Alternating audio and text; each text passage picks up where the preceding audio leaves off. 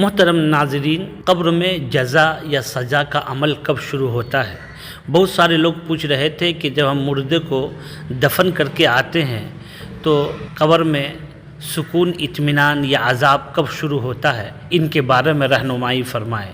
ناظرین، آئیے آگے بڑھنے سے پہلے اگر آپ ہمارے چینل وائرل فتویٰ پہ نئے ہیں تو چینل کو سبسکرائب کریں، شیئر کریں، کامنٹ کریں۔ سوال: اس دنیا میں جو مر جاتا ہے تو منکر نکیر اسے سوال و جواب کرتے ہیں، اس میں تو کوئی شک نہیں، لیکن میرے ذہن میں ایک سوال یہ ہے، منکر نکیر کے سوال جواب کے بعد جس کے اچھے یا برے اعمال ہیں تو ان کی جزا یا سزا شروع ہو جاتی ہے یا قیامت کے دن ہوگی؟ اور اگر قیامت کے دن ہوگی تو مرنے کے بعد کہاں جاتے ہیں؟ آئیے ان سب کا جواب سماعت کرتے ہیں۔ دارالعلوم دیوبند اس سلسلے میں کیا کہتا ہے اور بیرونی ٹان کیا کہتا ہے، پہلے بیرونی ٹان کا فتویٰ سماعت فرمائیے۔ الجواب: موت کے بعد میت یعنی مرنے والے کے ساتھ جو حالات پیش آتے ہیں انہیں احوال برزخ کہا جاتا ہے، اور انسان کے مرنے کے بعد برزخ میں سوالات جوابات کے بعد اچھے اعمال ہونے کی صورت میں جزا اور برے اعمال ہونے کی صورت میں سزا کا عمل شروع ہو جاتا ہے، جیسے کہ حدیث شریف میں ہے۔ حضرت براء ابن عازب رضی اللہ تعالی عنہما سے روایت ہے، وہ فرماتے ہیں کہ ہم لوگ رسول اللہ صلی اللہ علیہ وسلم کے ساتھ کسی انصاری آدمی کے جنازے میں نکلے، پس ہم قبر پر جا پہنچے جو ابھی لحد نہیں بنائی گئی تھی۔ رسول اللہ صلی اللہ علیہ وسلم وہاں بیٹھ گئے اور آپ کی ارد گرد ہم بھی ادب کے ساتھ خاموشی سے بیٹھ گئے، گویا کہ ہمارے سروں پر پرندے بیٹھے ہیں۔ آپ کے ہاتھ میں ایک لکڑی تھی جس سے آپ زمین کو کورید رہے تھے۔ آپ صلی اللہ علیہ وسلم نے اپنا سر مبارک اٹھایا اور 2 یا 3 مرتبہ فرمایا، اللہ کی پناہ مانگو عذاب قبر سے۔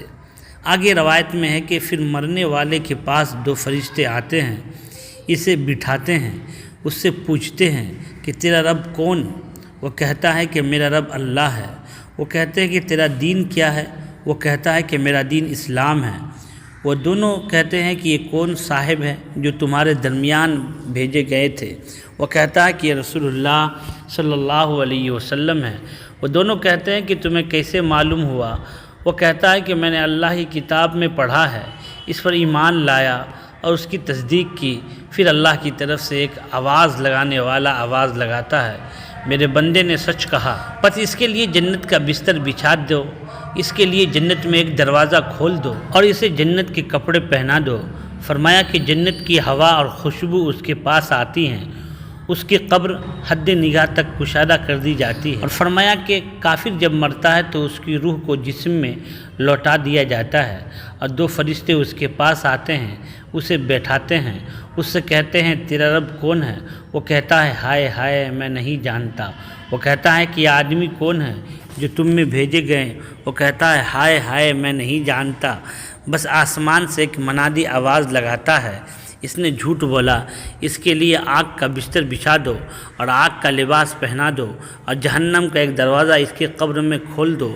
فرمایا کہ جہنم کی گرمی اور گرم ہوا اس کے پاس آتی ہے، اس کی قبر اس قدر تنگ کر دی جاتی ہے کہ اس کی پسلیاں ایک دوسرے میں پیوست ہو جاتی ہے۔ جریر کی حدیث میں اضافہ ہے، پھر اس پر ایک اندھا بہرا فرشتہ یعنی جو کسی کی فریاد نہیں سنتا مقرر کر دیا جاتا ہے۔